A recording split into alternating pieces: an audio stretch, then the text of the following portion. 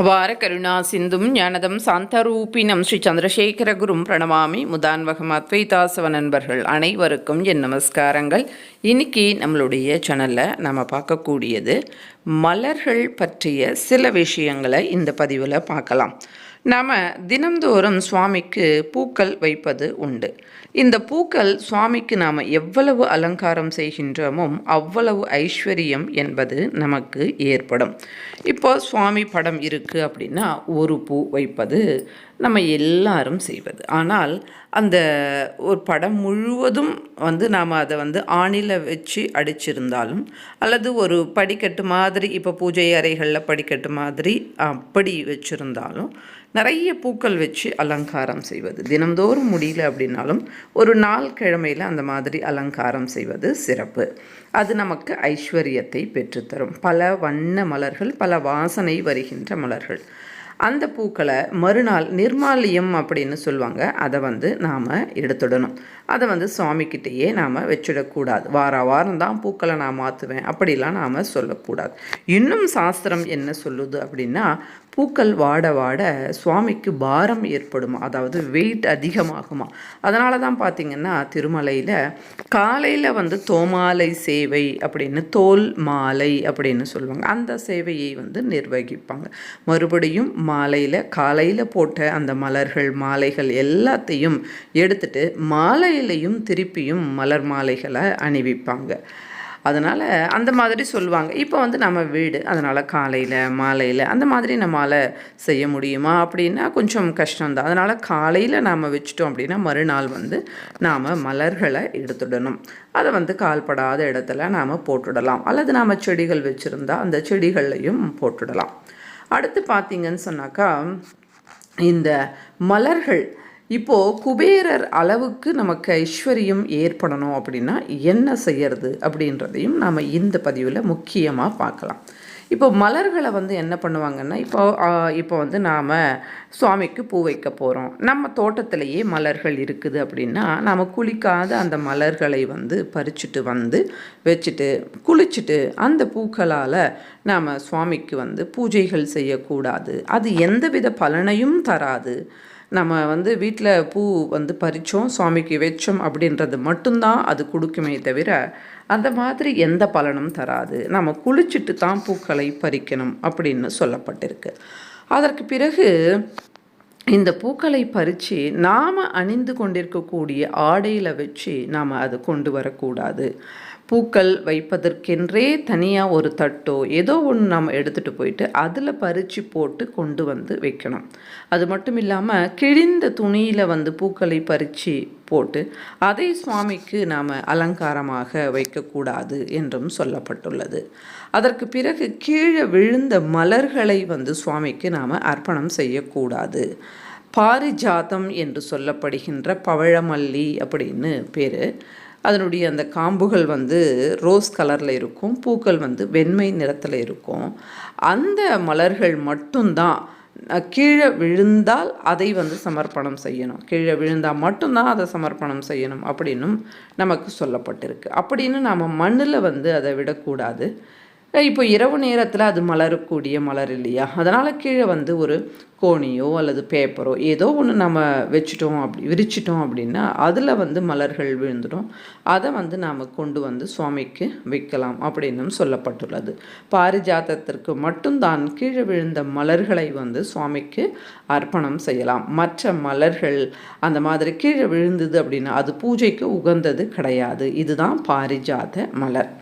அடுத்து பார்த்திங்கன்னு சொன்னாக்கா, தாமரை மலர் மட்டும்தான் 3 நாட்கள் வச்சிருந்து நாம் சுவாமிக்கு வைக்கலாம். அதாவது நாம் பறிச்சிட்டு வந்தோ அல்லது வாங்கிட்டு வந்தோ 3 நாட்கள் கழித்து கூட நாம் சுவாமிக்கு வைக்கலாம். இதில் தோஷம் கிடையாது.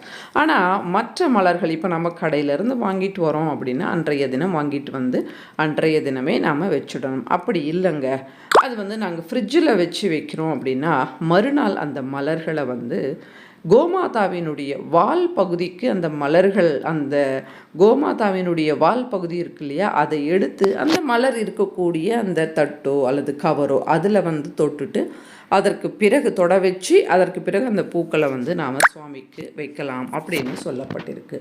இப்போது கோமாதா அப்படின்றது எல்லாருக்கும் வந்து கிடைக்காத ஒரு விஷயம். அதனால் நம்ம வீட்டில் கோமாதா விக்கிரகமோ அல்லது வந்து படமோ இருந்தால் அதில் நாம் அந்த கோமாதாவினுடைய அந்த படத்திலேயோ விக்கிரகத்திலேயோ இருக்கக்கூடிய வால் பகுதியை இந்த பூக்கள் மொத்த பூக்களையும் ஒன்று ஒன்றா எடுத்து தொடணும்னு கிடையாது. ஒரு கவரில் நீங்கள் வைக்கிறீங்க அப்படின்னா அப்படியே அந்த கவரோடு அந்த வால் பகுதிக்கிட்ட கொண்டு போயிட்டு தொட்டா மாதிரி நீங்கள் செஞ்சுட்டு அதற்கு பிறகு நாம் வைக்கலாம். கடையிலேருந்து வாங்கிட்டு வர மலர்களை அப்படியே நாம் சுவாமிக்கு வைக்கக்கூடாது. கொஞ்சமாக தண்ணீர் தெளித்த பிறகு புரோக்ஷணம் அப்படின்னு சொல்லுவாங்க. அதில் இருக்கக்கூடிய தோஷங்கள் எல்லாம் போகும். இப்போ கடையில் நாம் பூ வந்து வாங்குகிறோம், அவங்க கைகள் வந்து எப்படி இருக்கும்னு தெரியாது. அவங்க வெத்தலைப்பாக்கு போடுவாங்க, சுண்ணாம்பு வாயில் வந்து வைப்பாங்க, அல்லது வந்து தலையை வந்து அவங்க சொறிவாங்க, அல்லது தலையில் கை வைப்பாங்க, அல்லது காலில் கை வைப்பாங்க. இப்படியெல்லாம் வந்து வியாபார இடங்களில் நடப்பது அப்படின்றது அது சகஜம். நாம் வந்து இதையெல்லாம் எதுவும் செய்ய முடியாது. அப்போது அந்த பூக்களை வந்து நாம் எப்படி சுத்தமாக சுவாமிக்கு வைக்கணும் அப்படின்னா கொஞ்சமாக கையில் தண்ணீர் எடுத்து புரோக்ஷணம் பண்ணிவிட்டு அதற்கு பிறகு தான் அந்த பூக்களை வந்து சுவாமிக்கு நாம் வைக்கணும். சுவாமிக்கு வைக்கும்போது கவரில் இருக்கக்கூடிய பூக்களை அப்படியே வைக்காமல் சுவாமிக்கு வைப்பதற்கென்று ஒரு கூடையோ ஒரு தொட்டோ நாம் தனியாக வச்சுட்டு அதில் அந்த பூக்களை கொட்டி அதற்கு பிறகு அந்த பூக்களை வந்து நாம் சுவாமிக்கு அலங்காரம் செய்வது ரொம்பவே சிறப்பு. இப்படி பூக்களில் நாம் வந்து கவனிக்க வேண்டிய விஷயங்கள் நிறைய இருக்குது. இப்போ நிறைய பேர் என்ன பண்ணுறாங்க, வாக்கிங் போவாங்க, அங்கே வந்து பூ இருந்ததுன்னா அவங்களுக்கு தெரியாமல் கொண்டு வந்து வைப்பாங்க. அப்போ பலிதம் யாருக்கு போகும்? யார் அந்த பூவை வளர்த்தார்களோ அவர்களுக்கு மட்டும்தான் போகும். உங்களுக்கு வேணும் அப்படின்னா அந்த வீட்டுக்காரங்களை நாங்கள் இந்த பூவை பறிச்சுக்கிறோங்க அப்படின்னு அவர்களுடைய அனுமதி பெற்ற பிறகு நீங்கள் கொண்டு வந்து வச்சிங்க அப்படின்னு சொன்னாக்கா ஒரு அரை பகுதி பலன் உங்களுக்கும் மீதி அரை பகுதி அவர்களுக்கும் போகும். வீட்டில் வச்சு நாம் அந்த செடியை வளர்த்து தினந்தோறும் தண்ணீர் ஊற்றி நாம் ஒரு செடியை வளர்க்குறோம் அப்படின்னா அதில் பூத்த பூவை நாம் சுவாமிக்கு வச்சோம் அப்படின்னா அது முழுமையான பலனை நமக்கு தரும். அப்போது எங்களுக்கெல்லாம் வந்து வைப்பதற்கு இடம் கிடையாது, அதை பராமரிப்பதற்கு நேரம் கிடையாது, அப்போ நாங்கள் பூ வச்சா பலன் தராதா அப்படின்னு கேட்டால் கடையில் நாங்கள் வாங்கிட்டு வந்து விற்கிறோம், பலன் தராதா அப்படின்னா முழுமையான பலனை தராது. பலன் தரும், ஆனால் முழுமையான பலனை தராது. இப்போது குபேர அளவுக்கு நாம் ஐஸ்வர்யத்தை பெறணும் அப்படின்னா என்ன பண்ணணும் அப்படின்னா ஏகாதசி திதி என்று ஈஸ்வரருக்கு மலர்களால் நாம் அர்ச்சனை செய்யணும். 1008 மலர்கள், அது எந்த மலராக வேண்டுமானாலும் இருக்கலாம். தும்பை மலர் இருக்கு இல்லையா, அந்த மாதிரி தும்பை மலர், இந்த மாதிரி எந்த மலராக இருந்தாலும் ஒரு 1008 மலர் எடுத்து ஈஸ்வரருக்கு நாம் அர்ச்சனை பண்ணினோம் அப்படின்னா அது குபேர அந்தஸ்தை பெற்றுத்தரும். அவ்வளவு முடியாதுங்க அப்படின்னாலும் ஒரு 108 மலராவது ஏகாதசி என்று சிவார்ச்சனை செய்யும்போது நமக்கு நிச்சயமாக குபேர அளவு அந்த ஐஸ்வர்யம் என்பது ஏற்படும். ஏன் அப்படின்னு சிவாய விஷ்ணு ரூபாய நமஹா அப்படின்னு சொல்லுவாங்க.